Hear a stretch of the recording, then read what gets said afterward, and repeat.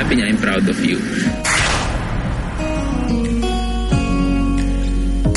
Kalahok sa isang Asian Film Festival ang pelikulang Andres Bonifacio Supremo, kung saan kabilang sa producer ang actor-turned-politician na si Alfred Vargas.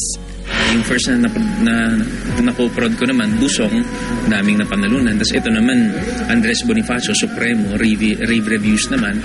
And as a matter of fact, kasama yung Supremo sa ASEAN Film Festival. Ang gaganapin naman ngayon sa Malaysia. This March, late March. Bagamat sunod-sunod ang kanyang tagumpay bilang producer, hindi pa rin lubos ang kaligayahan ni Alfred.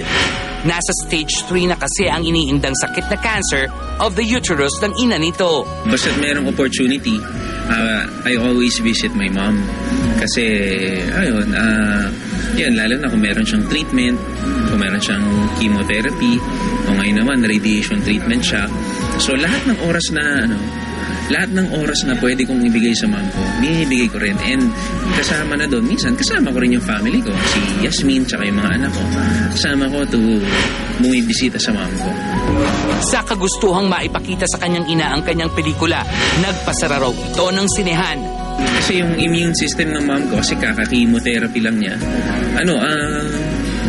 hindi siya pwede sa public places kasi nga, di ba, pag airborne yung mga virus or baka maapektuhan siya kaagad. So, ang ginawa ko, pinasara ko yung sinehan. So, nandoon lang kami, family, tsaka yung mga friends na. We had the cinema all to ourselves. Tapos, during the movie, tungtuwa yung mom ko and she's very proud sa ginawa kong movie na Supremo. Tapos sabi niya, I'm proud of you. And dinedicate ko naman talaga yung movie na yun sa kanya. Kahit nung nag-premiere kami, sabi ko, this movie is for my mom. So, tuwang-tuwa daw siya. And I think malalampasan naman niya. She's the strongest woman I've ever known my entire life. Ang pangalawa nun, si Nay Lolit Solis. Aside from his mom winning her battle against cancer, Alfred also looks forward to marrying his wife, Yasmin, again. Tuloy na tuloy yun, 2014. Kasi, syempre, gusto ko naman pakasalan si Yasmin sa harapan ng Diyos, di ba?